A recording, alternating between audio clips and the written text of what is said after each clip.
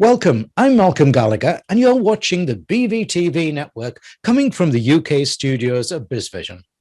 Now, one of the many reasons I'm looking forward so much to talking with my guest today is that I resonate so passionately with so much of her thinking and statements, like this one where she says, people around you may not understand your dream. You may have to forego a paycheck and bootstrap the first few years, but know this. The voice inside you is propelling you forward. It's your guide. I've had my own fair share of sleeping in the car and bootstrapping in those early days as a hotel wasn't affordable. So I know what she's talking about. But that's not what I want to chat about with my guest today. It's about sidestepping what she calls the 5 fundamental growth disconnects that stop startups from reaching the summit. Appropriately, her book, and here it is, I've got it in my hand. Her appropriate book is called Ascend Your Startup, Conquer the 5 Disconnects to Accelerate Growth. So let's say hello to Helen Yu. Welcome, Helen. Hi, Malcolm. Thank you for such a warm introduction. I actually have watched a few episodes of your show, find it very inspiring and insightful. So I'm thrilled about being a guest on your show today. Well, I'm thrilled about you talking to you because I just love some of the content in this book. And I love the way that you, as I say, juxtapose between your achieving your mountain climbing and helping businesses who themselves are climbing. Now, where are you today? I'm in the sunny north of England. Where are you today? Well, greetings from west suburb of Chicago. So I live in Naperville, which is with a population of 150,000 people.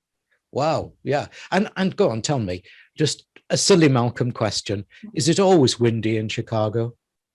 Well, the Windy City name is that, as a matter of fact, came from politics, refers to the swinging parties, the politicians. But, indeed, the wind quite windy in the wintertime, sometimes even if you're by the lake, even in the summertime. Yeah. So it's a coincidence, but people always think that's describing the weather. Is actually describing more about politics in Chicago. Yeah. But then again, there's talking about politics. That was the home of Barack Obama, wasn't it? Or he came from that area. So That'll do for me. That'll do for me. Helen, I said in my opening piece that I resonate so much of what's in your enthralling book. It really is a great strategy and action book with so much in it to absorb, so much to think about, and so much to execute for anyone at any stage of startup or scale up. It quite simply brings you the answer to how do we get to the top? Viewers and listeners, my talk with Helen will be in 3 parts, and I'll try to keep the ascend to the summit theme of the book. First part, I want to ask her about planning for growth, getting ready for the journey. In part 2, I want her to give you a brief overview of what she calls the 5 disconnects. And in part 3, I want to tease out of her just a few of her brilliant thoughts on decisions you'll have to make to scale up. But first, Helen, can you briefly tell us who Helen Yu is and what prompted you to write your book? I believe it's dedicated to your late grandmother.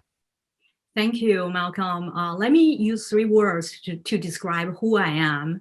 I'm a curious, courageous multiplier. If this were my last day on Earth, I would hope people left behind would say that I made their lives better in measurable ways, and that I multiplied their joy, prosperity, and knowledge. So the why behind ascending Mount Everest was really to keep a sacred promise to my grandmother that was to leave her ashes on a tall mountain. So before she passed away, she said 3 things to me: stay special, make the world proud, and spread my ashes to a tall mountain. So I felt unstoppable. I made up my mind that nothing would hold me back from my climb. My destination started out not on the map, right? It's really in my mind. So making the decision to write Ascending Startup was no different. I felt it was yet another way to honor the grit and resilience Grandma taught growing up, and honor that grit and resilience it takes to scale up a company. And the mountain we're talking about is Everest here. I mean, I lost my breath at following you just at the first base camp. So how did you manage in the end? Did you win? Did you get there? Oh, I did. I managed to the base camp all the way through. To be honest with you, I did not think I would have made it. My cousin, four other people went with me, and also my friend. They each of them dropped one by one. I was the only one who remained all the way through. That was a near death experience, but taught me many lessons I later on applied to business world. And it was the most fulfilling experience coming back from that climb. Yeah. What I thought was that resonated with me was that your guide, your Sherpa, wouldn't go across the river with you. That they stopped because then he would have been responsible for if you'd lost your life and everything, of not taking you on. And I think sometimes, and please do not get me wrong, I think the Sherpas are absolutely brilliant people there. I think sometimes guides don't stay with you. They'll just go as far as they feel comfortable. But you with this book are taking us on the journey, aren't you? Yes, absolutely. So as I described in the book, there are actually 200 people that day, were there around and really had out. Only 3 of us made it to the base camp among 200 people. That's and then, as really, it was a risk because you cannot see what's beyond the river. All you can see is a sign there saying that tourists, right, should stop. And this is really beyond, you should not go beyond this point. That was exactly the decision you have to make. Are you going to take the risk going beyond, not knowing it's only a mile away? You're so close to the destination. If everybody there knowing it's only a mile away, yeah. Obviously a mile away on such high altitude, you can imagine could take hours. It's not like, hey, just little run there and 30-minute walk. It was not. It was hours. But then if people all knew you were so close to the destination, I bet half of people would, go on. Yeah. And then the other thing, the preparation, I was quite prepared. I had my towel in my backpack with me because that river about knee high, if you cross it, you're wet.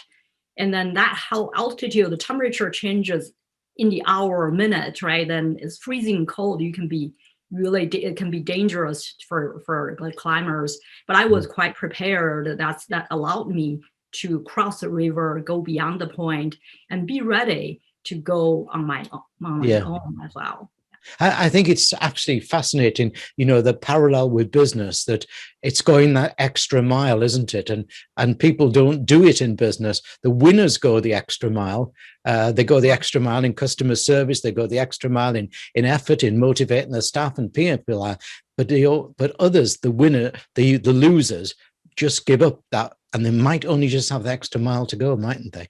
Yeah, people dare to fail have a bigger success chance to succeed eventually, right? That's what I say. If you have never failed, that means you haven't tried hard enough. You're always in a comfort zone. Yes, it's really guaranteed. You might be successful, but you can be more successful have you taken the bigger risk, right? Yeah. Let's move into part 1. Now, as I said in my opening piece, this is the book that we could make a long movie with. There's so much in it of sound common sense. And it's the sound common sense in particular that I'm talking about. That because let's talk about what a founder or CEO should do about planning for growth, getting ready for the journey. Too many, I find, rush at the mountain, often ill-equipped. What's your guidance here? Yeah, so Malcolm, when I set out to climb Mount Everest Base Camp, many people told me I was crazy.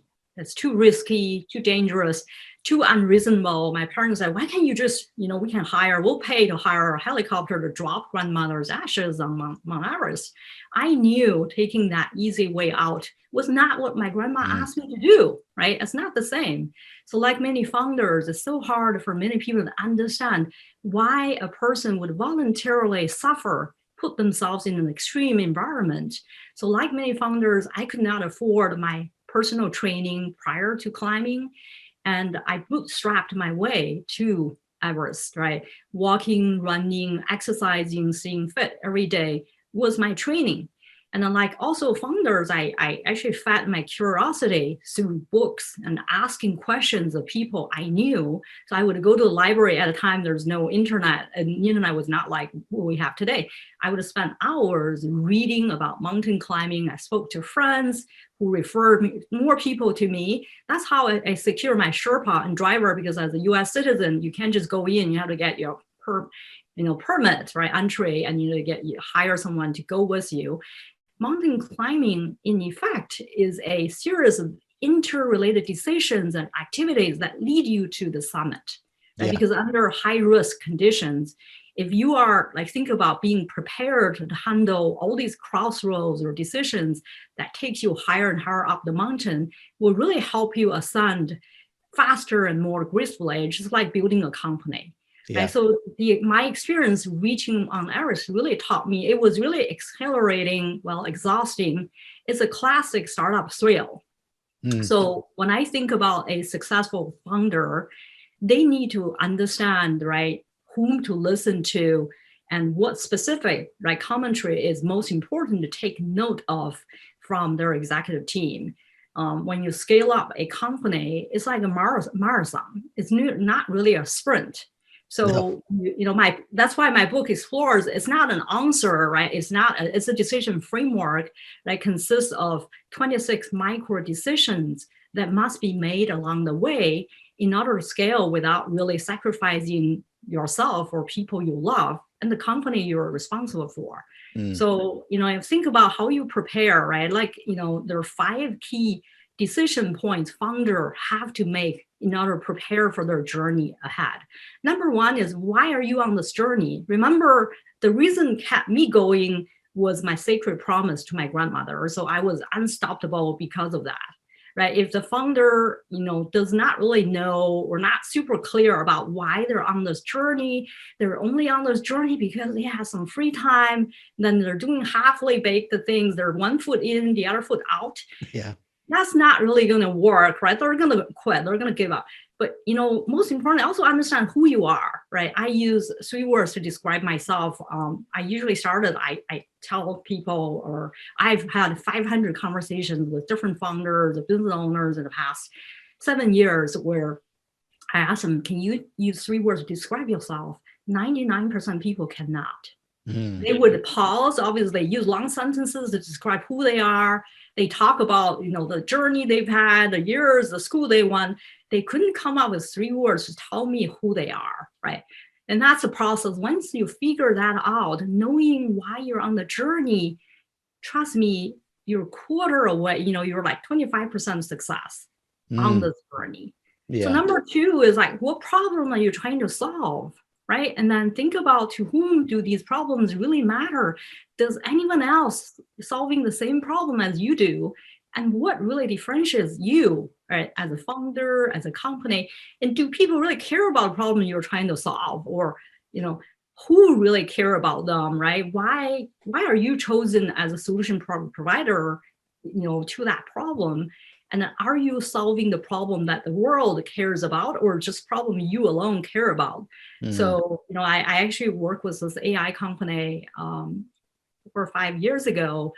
And when I first met the founders and we started this journey talking about what problem you're trying to solve, they're trying to solve a financial literacy problem, right? They built this voice activated AI app to tell us the question and say, hey, can you tell me how much I've spent when I was in California while I'm on family vacation? It's really cool, right? To pull all the, really spend from credit card, whatever, right? Combine, consolidate information.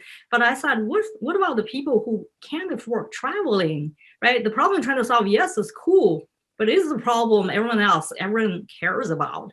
So then we, really sat down for a week or two, talk about what exactly the solution you're trying to really, and problem you're trying to solve. Then we figure out is really the voice, the capability, right? Yeah. It's revolutionary, right? So that's so then they can use it. Like if you drive through a fast food, place. You can do the ordering, leveraging this app, or you can do the banking, leverage the app. You do whatever, right? Or when you drive a car, you can ask questions, leveraging the same solution. So we're able to expand that business, right? Take it from 170K to 4.5 million in a year by just asking these simple questions, right?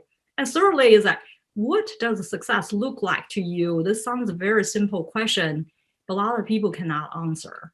Even though the wishy-washy, oh, I wanted to grow this company but they really don't know, right? So really, everyone is different. People who read this book, they're at different stages of growth, right? Some people wanted to conquer the summit, some don't. Some just want to stay where they are at. And then, some people just want, maybe wanted to become a unicorn or going public. So you have to define your North Star. It does not have to be the same as everyone else, right? And once you have that North Star, and then you have to, like I also say, working 16 hours a day is not sustainable, right? You got to carve out the mind, like the time for you to think as a leader, because your goal is not just to go do everything by yourself as a founder or executive. You have to inspire devotion in others, and then to really make sure everyone else can do what you do or can help you or support you to achieve your vision. So that is really taking the time to articulate what it means to everyone, right? The leaders define the North Star, but take the time to articulate what it means to each department and translate that into actionable objectives. That's really the key. Right. And then I tell you what we're going to do. We're not going to give the next couple to anybody. They've got to buy the book to find out, haven't they? Right. Yeah. That's it. That's the deal. That's the deal. Yeah. I love that. And you know what? It keeps resonating with me. And the more interviews I've just done recently, that North Star goal becomes it's suddenly emerging as something quite important, isn't it? I mean, where did that sort of come from? Is that following your desires, or where does North Star come from? So the North Star to me is like, it comes from, you heard about Salesforce, right? Yeah, yeah. About V2 Mom, talking about your vision, value, what is that vision and value that means, right? What is your core belief or as a company?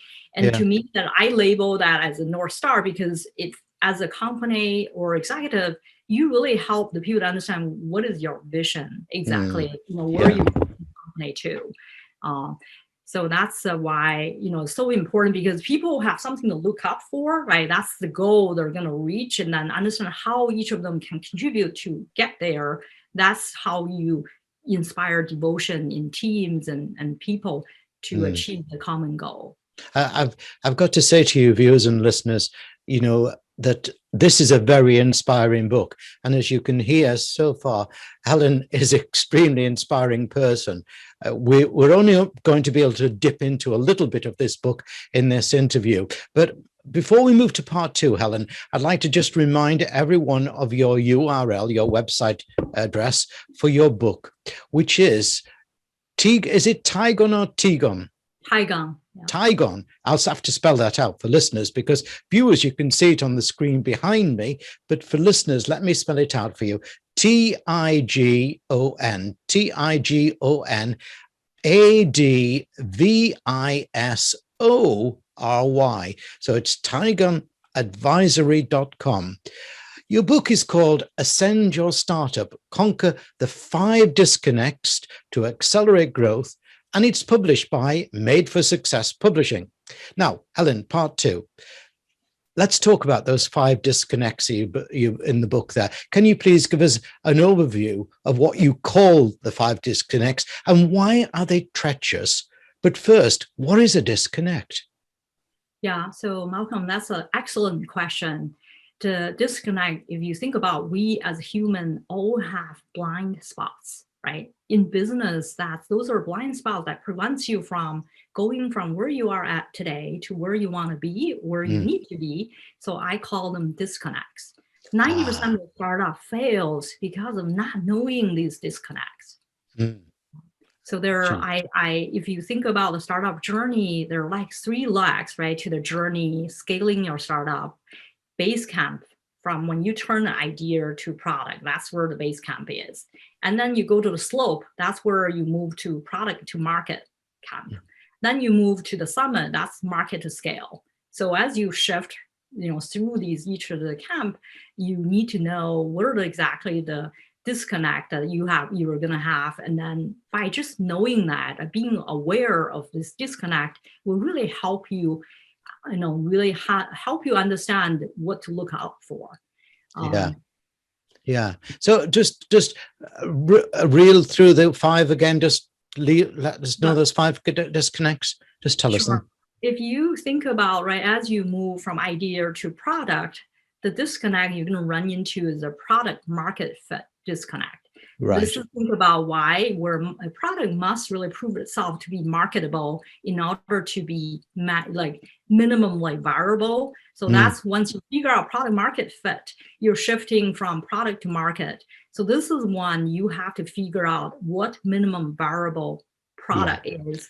That's not enough though, because you need to identify your minimum viable team to carry out your mission. And then you need to figure out the minimum viable repeatability to set the stage for repeatable success. So I, in the book, describe this as a minimum viable repeatability disconnect. And then once you figure out a way to repeat your success, you're shifting to market to scale camp. This is when you must conquer the customer voice disconnect, process disconnect, and measurement disconnect, right? So you have to really make through these. Your effort to scale are often running if you scale through all these 5 disconnect. Right, excellent. And again, this is my. I hope you don't mind me saying this. This is my bedside book of the week here. By the way, this really is a good action book as well. But it's the story that's going alongside as well about the climb that for people who have started in business like ourselves a long time ago, people who are just starting in business, you've got some sort of really good. And at times they need to understand because they could think they're harsh words, but if you don't do these things, then you'll fall off the mountain. Never mind getting to the top, won't you? My final part with Helen is where too many want to get to it without having gone through the gates 1 and 2 like we've just done. I want to tease out of you, please, just a few of your key thoughts on decisions that my viewers and listeners will have to make to truly scale up and reach the summit. Yeah. So the first thing I would say that we all talk about customer-centric, right? Being customer-centric. But then, for any company, this is not just about startups, this is about any business, right? Even the leaders who are looking for new inspiration to scale their business. The customer-centric is not really just to a buzzword, a marketing buzzword. You have to go out there, talk to your customer, understand really what success looks like to them, and then align that to your day-to-day strategy and execution. So to me, this is why the voice of customer disconnect and figuring that out is so critical, right? And then secondly is the process. When I talk about process, people always talk about processes. We don't want to really, build in the processes to really burden the business, but you do want to have the bare minimum business process to get people aligned and understand, right? If your customer going through a journey with you to evaluate you, to invest in your solution and adopt your solution or expand, the footprint with you, what their expectation is, and then what is the roles and responsibilities cross-functionally, internally, what the sales team should be doing, your marketing team should be doing, your customer success team should be doing, or, all these team of product engineering team, the responsibility, who is responsible for it, who is accountable for it, and who should be informed. And then as you go through that process, you really flesh out what are the processes you have today? What's the process that's missing today? Then you build the process. My math teacher said, if it's not measurable, it does not exist, right? That's, gets to the measurement side. In order to hold people accountable, you have to have metrics. I've been to companies where they're 10 years old, never had a single metric other than the financials, right? The CFO has all sorts of financials. No one else in the cross-functional even understand what they are.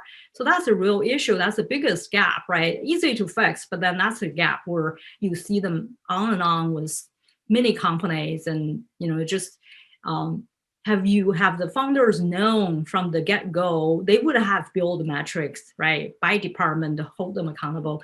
So to me, those are really, really critical. But what's most important here is that summiting the mountain is not the end of your journey.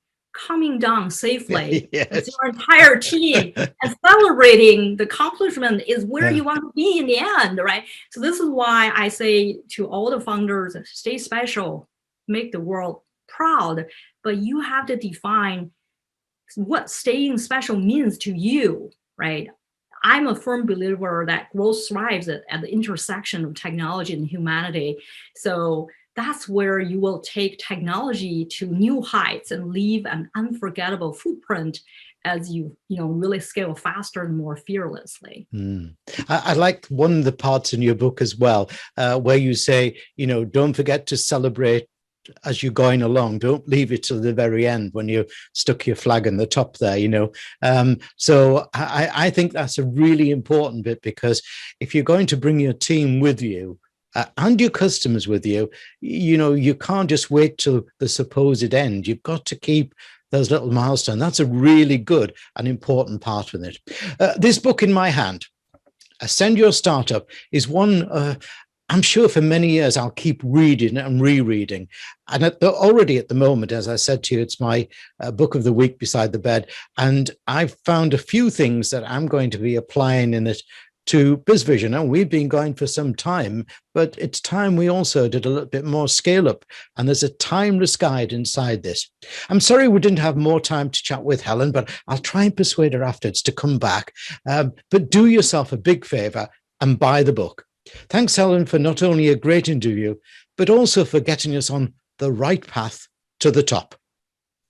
Thank you, Malcolm. It's such an honor to be here. One thing I do want to mention, right, as being part of the climbing experience, acclimate, right? That process is so important, because as you climb the mountain, you can't go from base camp to all the way to the summit. You go to summit 1, you come back to base camp, and then you go to summit 2, you back to base camp. So you go through that process to get your body physically, really used to that high altitude. Same applies to business, right? The Mount Everest base camp is a profound marker to remind us sometimes in order for you to move forward, you have to take a step back, revisit the strategy to realign that with your process or execution. So don't forget to do that, right? Go through acclimate, to acclimate yourself with the voice of the customer, and then to adjust. And if you fail, don't worry about it.